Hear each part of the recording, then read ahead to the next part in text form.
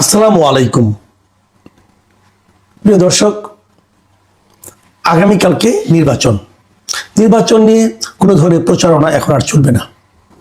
মানে আমি এমন কিছু হয়তো বলতে পারবো না যেটা বললে পরে কোনো না কোনো প্রার্থীর অথবা কোনো না কোনো দলের পক্ষে প্রচারণা হয়ে যায়। কাজেই গতকালকে একই অবস্থা ছিল, আজকে একটু সতর্ক হয়ে কথা বলতে হচ্ছে। কারণ আপনি যা কিছুই বলেন না কেন, কিছু না কিছু পক্ষ বিপক্ষ কিন্তু হয়েই যায়। তারপর আমি চেষ্টা করবো সতর্ক থাকার জন্য। যে আলোচনাটা করতে চাই আজকে, সেটা হলো নির্বাচন তো হবে, নির্বাচনের পরে কি হবে। আমি কিন্তু অনেকে আমাকে গত কয়েকদিন ধরে আমাকে বলেছেন যে নির্বাচনে কোনো ধরনের গন্ডগোল হবে কিনা, সংঘাত হবে কিনা। আমি সবসময় বলেছি হবে না, এবং না হওয়ার কারণগুলো আমি উল্লেখ করেছি। প্রথমত, প্রধান যে দুই প্রতিদ্বন্দ্বী তারা উভয়ে চায় নির্বাচনটা হোক। তারা যেহেতু নির্বাচনটা হোক এটা চায়, কাজে তারা কেন সংঘাতে লিপ্ত হবে। সরকারও চায় নির্বাচনটা 12 তারিখে হয়ে যায়। কাজেই সরকারের দিক থেকে কোনো আপত্তি নাই। নির্বাচনের বাইরে যে প্রধান যে শক্তিটা আছে আওয়ামী লীগ, আমার ধারণা তারাও চায় নির্বাচনটা হয়ে যাক। কারণ তাদের হিসাব করে দেখেছে তারা যে একটা নির্বাচিত রাজনৈতিক সরকার, তাদের জন্য বর্তমানে যে অন্তর্বর্তীকালীন সরকার আছে, তাদের কাছে তাদের বিবেচনায় প্রতিহিংসা পরায়ণ যে সরকার আছে তার চেয়ে অনেক বেটার হবে, এটা তাদের বিবেচনা বলে আমার ধারণা। কাজেই তারাও নির্বাচন প্রতিরোধ করবে না, নির্বাচন হয়ে যাবে। তারপর কি হবে? নির্বাচনে কিন্তু দুটো দলই জিতবে না। পৃথিবীর কোনো নির্বাচনেই প্রতিপক্ষ যে দুটো দল থাকে তারা উভয়ে জেতে না, একটি দল জেতে। এখন বিএনপি আর জামাত ইসলাম, বিএনপির একটি জোট আছে, জামাতেরও একটি জোট আছে। কারা জিতবে এটা নিয়ে প্রেডিকশন অনেক হয়েছে। আমি নিজেও করতে পারতাম, নিজেও কিছু করেছি এর মধ্যে অলরেডি। সেগুলো থেকে আপনি ইঙ্গিত পেয়েছেন। সেই প্রেডিকশন এরই মধ্যে আমার মধ্যেও কিছুটা চেঞ্জ হয়েছে। যাক, সেই চেঞ্জটা আপাতত আমি উল্লেখ করবো না। আমি বরং ওটুকুই ভাবি যে নির্বাচনের পরে কি হবে। ধরা যাক এই নির্বাচনে অনেকেই কিন্তু বলছিলেন যে জামাতের মধ্যে অনেক দূর অগ্রসর হয়েছে, জামাতের কিছু নীরব ভোট হয়েছে, অনেকে কিন্তু বারবার এগুলি বলছিলেন। আমি হাইপোথেটিক্যালি কথার কথা অথবা অতি কল্পনাপ্রবণ হয়ে আমি ধরা যাক যে নির্বাচনে জামাত ইসলাম জিতে গেল। যদি জিতে যায়, বিএনপির প্রতিক্রিয়া কি হবে? বিএনপি কি খুব আপোষে এই পরাজয়টা মেনে নেবে? যে কথাটা আমি গতকালকে বলেছিলাম যে আমি দুই নেতার কথা শুনলাম, কোনো নেতাই কিন্তু এই কথা বললেন না যদি নির্বাচনে যে ফলই হোক না কেন, যদি আমার দল যদি হেরেও যায় তাও আমরা এই পরাজয়কে মেনে নেব, এই কথা কিন্তু কোনো নেতাই বলেননি। এবং এটা আমি প্রত্যাশা করেছিলাম দুই নেতার কাছ থেকে, তারা বলবেন যে আমরা গণরায়কে গুরুত্ব দিচ্ছি। আপনি আচমকা যদি বলেন যে নির্বাচন ইঞ্জিনিয়ারিং করে আমাকে হারিয়ে দেওয়া হয়েছে, এটা কিন্তু জনগণ পরে আর মানবে না এই কারণে, যদি ইঞ্জিনিয়ারিং হয় আপনি টের পেলেন না কেন, টের পাচ্ছেন না কেন এখন পর্যন্ত। কাজে ইঞ্জিনিয়ারিং এর অভিযোগ ধোপে টিকবে না। আপনাকে মেনে নিতে হবে আপনি পরাজিত হয়েছেন। এখন কথার কথা, ধরা যাক জামাতে ইসলাম জিতে গেল, বিএনপি কি পরাজয় মেনে নেবে? বিএনপির কিন্তু সারা দেশে কেন্দ্র থেকে শুরু করে একদম প্রত্যন্ত অঞ্চল পর্যন্ত বিএনপির যারা নাকি কর্মী সমর্থক নেতা আছেন, তাদের বডি ল্যাঙ্গুয়েজ বলছি যে তারা ক্ষমতায় চলেই গিয়েছেন। আমার তো ধারণা ক্যাবিনেটও মনে মনে একটা তৈরি হয়ে গেছে। এটা স্বাভাবিক, বিএনপি একটা বড় দল এবং অনেকদিন ধরেই তারা বড় দল হিসেবে আছে। সেই তুলনায় জামাত অত বড় দল ছিল না। কাজে হঠাৎ করে যদি কিছু একটা হয়ে যায়, যে বিএনপি এটা মানবে না, মানতে চাইবে না।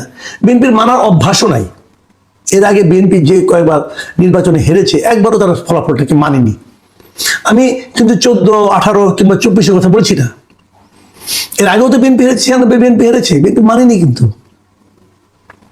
ফলটা মানে বলছে স্থূল কারচুপি হয়েছে। কিন্তু বিএনপি তো মানার ইতিহাস নাই। যদি বিএনপি না মানে তাহলে কি হবে? বিএনপিকে সারা দেশে একটা বিশৃঙ্খলা তৈরি করবে, সারা দেশে একটা সন্ত্রাস কায়েম করবে, ভাঙচুর করবে। যদি করে তাহলে সেটা আমাদের জন্য, আমাদের গণতন্ত্রের জন্য কতটুকু লাভজনক হবে। আবার বিপরীত দিকে যদি বিএনপি জিতে যায়, জামাতের কিন্তু মনে মনে একটা আশা তৈরি হয়েছে, বিশেষ করে 5টা বিশ্ববিদ্যালয়ে তাদের জয়ের পর, শিবিরের জয়ের পর তাদের মধ্যে একটা ধারণা তৈরি হয়েছে, বিশ্বাস তৈরি হয়েছে যে আমরা হয়তো নীরব অনেক ভোট পেয়ে যাব। নীরবে থাকা ভোটগুলো, যারা হয়তো প্রকাশ্যে খুব একটা অ্যাগ্রেসিভ না, কিন্তু ঠান্ডা মাথায় যে ভোটটা চুপচাপ দিয়ে আসবে, এরকম ভোটে আমরা ক্ষমতায় চলে আসবো, এই ধরনের একটা ধারণা তাদের মধ্যে, দুজনের মুখে প্রকাশ করে না কিন্তু কিন্তু ওদের ভাবভূমিতে টের পাই। যে এখন বিএনপি জিতে যায়, জামাত কি করবে? জামাত কি মারামারি করবে? জামাত কি সারা দেশে ভাঙচুর শুরু করবে? আমার কেন জন্য মনে হয় জামাত এটা করবে না। এটা আমার ধারণা করবে না। এই কারণে জামাতের ওই ভাঙচুর করার জন্য যে ব্যাপক একটা যে অ্যাগ্রেসিভ জনগণ লাগে, সেটা জামাতের নাই।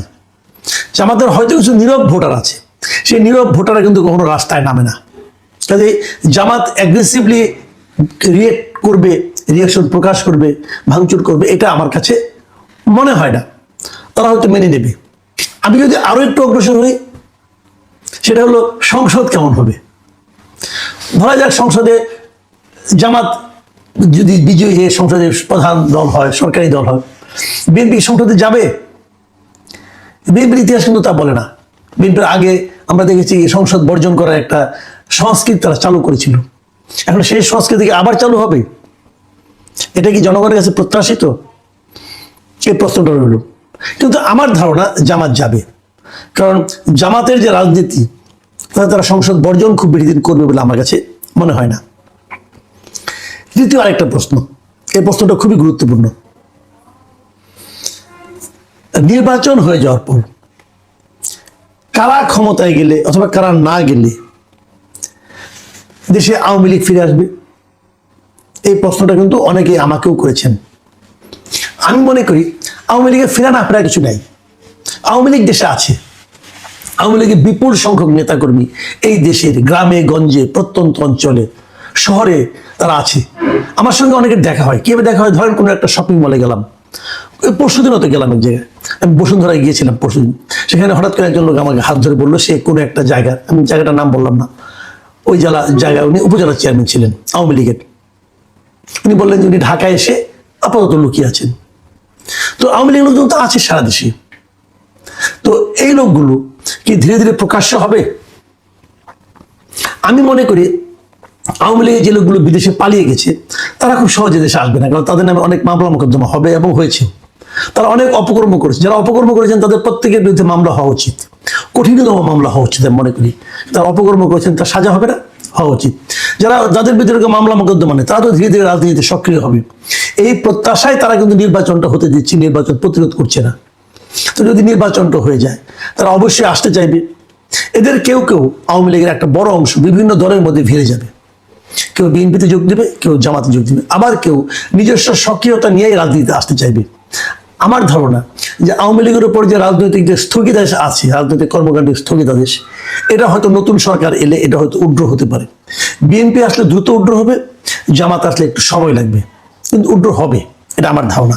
জামাত যদি আওয়ামী লীগকে নিশ্চিহ্ন করার জন্য বরঞ্চ ওটাকে বরং আরো বেশি করে, মানে আওয়ামী লীগকে নিষিদ্ধ করার চেষ্টা করে, তাহলে যে চাপটা আসবে বিভিন্ন জায়গা থেকে, সেই চাপ জামাত সহ্য করতে পারবে না, আমার ধারণা।